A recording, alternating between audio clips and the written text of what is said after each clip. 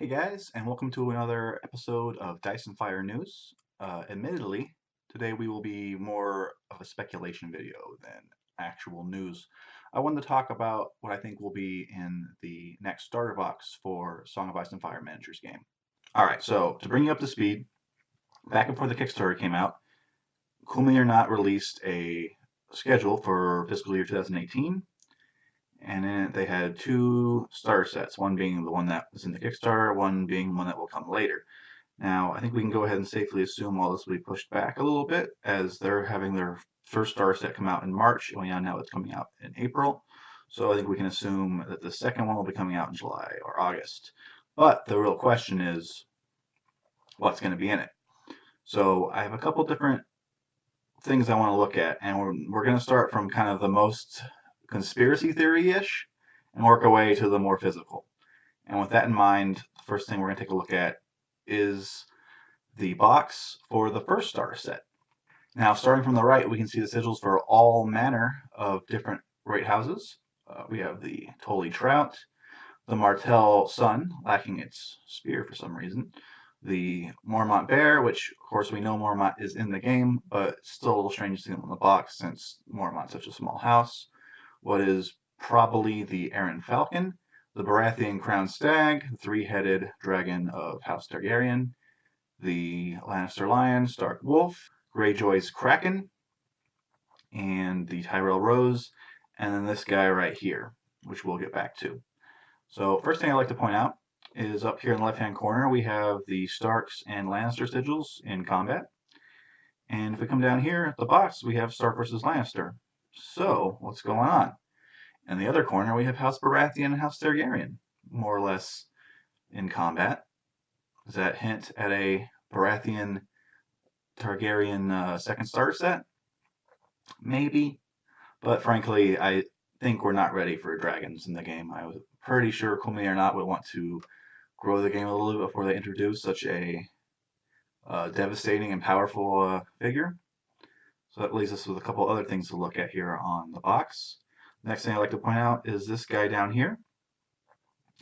Who is he? He does not match any of the Great House's sigils.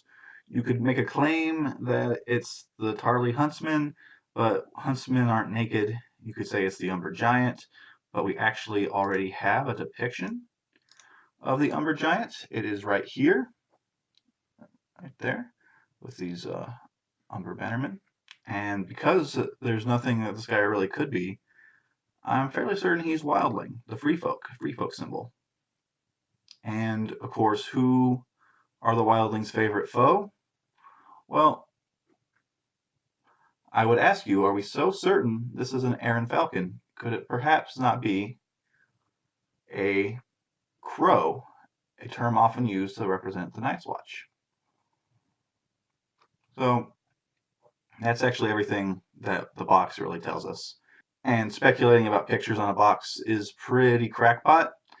So let's look at a slightly more concrete evidence. This is the work in progress rulebook. And right here on the second page, Lord Stannis and Renly, and next we have Stannis Baratheon and the Tyrells led by Renly Baratheon, and then finally Lord Balon Greyjoy. And so these two paragraphs definitely hint at the possibility of a Baratheon versus Tyrell starter set, although there is some evidence that is perhaps stronger than a couple paragraphs, and that is the Gen Con pictures, which we're looking at now. These mostly will indicate the Night's Watch and the Wildlings. This is clearly Cold Hands, which is interesting because I suppose you could say he belongs to the Night's Watch faction, but he doesn't really. He's a servant of the Children of the Forest, who I would argue aren't necessarily on the same side as the Night's Watch. But of course, only time will tell. People are saying this is Corin Halfhand. It does look like he has some bandaging on his hand here. And if you were to make this all out in black, he definitely would look like a pretty cool brother of the Night's Watch. These are actually Umber soldiers, but here's Samwell with a rather droopy sword. Again, obviously a Night's Watch character. I've heard some people say that this is a Wildling, but I think he's another Night's Watchman.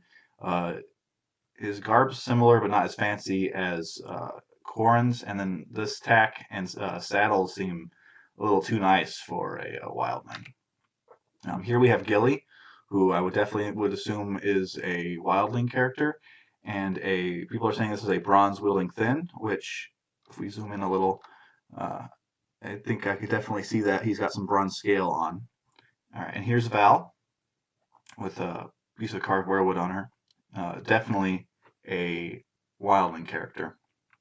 And then we have these two siege weapons, which could easily indicate the wall, as we know there are siege weapons there. Although I would point out that, except for this dude right here, these guys all seem a little underdressed to be all the way up in the north.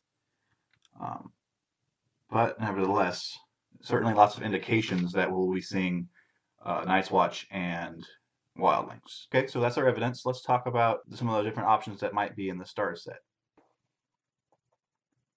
Baratheon versus Tyrell. This is the outcome I would expect, except for the fact that we just saw all these miniatures and they're all Night's Watch and Wildling. Also, if they were to do this, I think the big issue is that they're just really similar factions, honestly. And if I was Cool Mini or not, I would definitely want some diversity in my next starter set. Targaryen versus Baratheon. Well, I think there's a lot of people that'd be pleased by this, but again, I've said it already, but I just don't think we're going to be seeing dragons yet. So, although Baratheon seems like an option, I would not hold your breath for any Targaryens at this point. Wildlings versus Night's Watch. Okay, so this is certainly what we have the most physical evidence for, and the only reason why it seems unlikely to me, I just don't feel like the Night's Watch represent enough physical force to really represent a faction all by itself. Now, this is open to interpretation, but when I look at a tray of 12 guys in this game, I don't necessarily think it means there's 12 guys. To me, it's more of a representation of maybe 50 men. And the problem with having the Night's Watch in the game is that there's barely 400 of them total. So you could, if each tray does represent more than 12 guys, there's really not any way you could have a whole force of Night's Watch on the table and justify it. I think it's much more likely that the Night's Watch will serve some sort of pseudo mercenary role, perhaps as a secondary mercenary faction that you can take in the same way as mercenaries, but you can't take them both at once. This is just a theory, but it's what I think will probably happen. Which, of course, leads us to the question of, well, what is in the starter set? And Wildlings versus Baratheon. So I think this is the most likely. Love him or hate him, Stannis is definitely a huge part of the Song of Ice and Fire. And to me, the battle for Castle Black, where Stannis comes in and saves the day, is probably the most iconic battle from the books. It's certainly the one we get to see the most of through Jon's perspective. When I heard about this game, it was the thing I was most excited about, honestly, was charging knights against mammoths and playing that battle out. It's the battle I'm most excited for. I think it's what we're most likely to get in our second starter set. I could, of course, be entirely wrong. What do you think will be in the second starter set? Let me know in the comments below. And if you enjoyed this video, please like and subscribe so you can get more videos in the coming weeks. Thanks a lot.